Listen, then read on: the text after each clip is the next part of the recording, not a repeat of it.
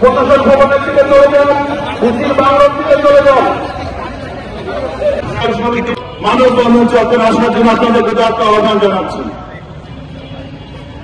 কর্মচারীবৃন্দ, আমাদের প্রাতিষ্ঠানিক সুবিধা বাতিলের প্রতিবাদে আজকে যে মানববন্ধন, এই মানববন্ধন 11টার সময় আপনারা সকলে যারা এখনো বাইরে অবস্থান করছেন তাদেরকে, শিক্ষক, শিক্ষার্থী, কর্মকর্তা, কর্মচারী, এটা হচ্ছে একটা ফ্যামিলি, কিন্তু দাবি আদায়ের একটা জায়গা রাখতে হবে। প্রশাসন আমার বলে আমি যে কোনো দাবি করব না, বিষয়টা এমন না।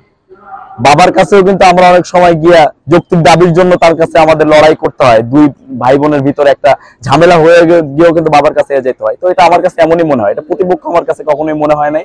আর সকল বিশ্ববিদ্যালয় বা সরকার থেকে প্রজ্ঞাপন করে জারি করতে হবে এমন তো কোনো কথা না, কারণ এটা স্বায়ত্তশাসিত একটা বিশ্ববিদ্যালয়, এটার নিজস্ব একটা অধ্যাদেশ আছে এবং এটার নিজস্ব একটা অ্যাক্টে চলে, তাদের একটা নিজস্বতা আছে। এটা যদি বলতো যে জিএসটির আন্ডারে কোনো বিশ্ববিদ্যালয়, তাহলে আমি বলতে পারতাম যে পুরো 24টা বিশ্ববিদ্যালয়ের একটা নির্দিষ্ট একটা কারিকুলাম আছে, ওইটা পুরোটা চেঞ্জ করতে হবে।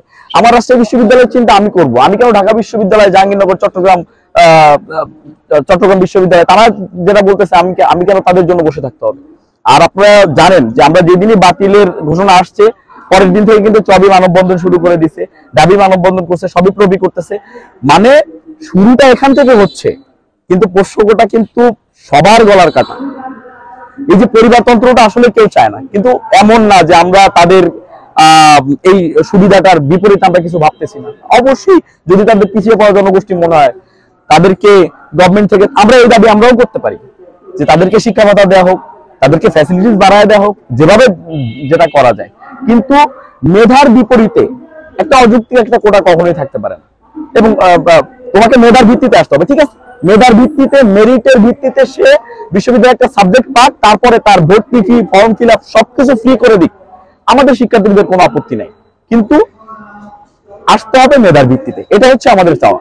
আমাদের যে আজকের আন্দোলন, শিক্ষক, কর্মকর্তা, কর্মচারীদের প্রাতিষ্ঠানিক সুবিধা বাতিলের প্রতিবাদে আজকে আমাদের এই মানববন্ধন।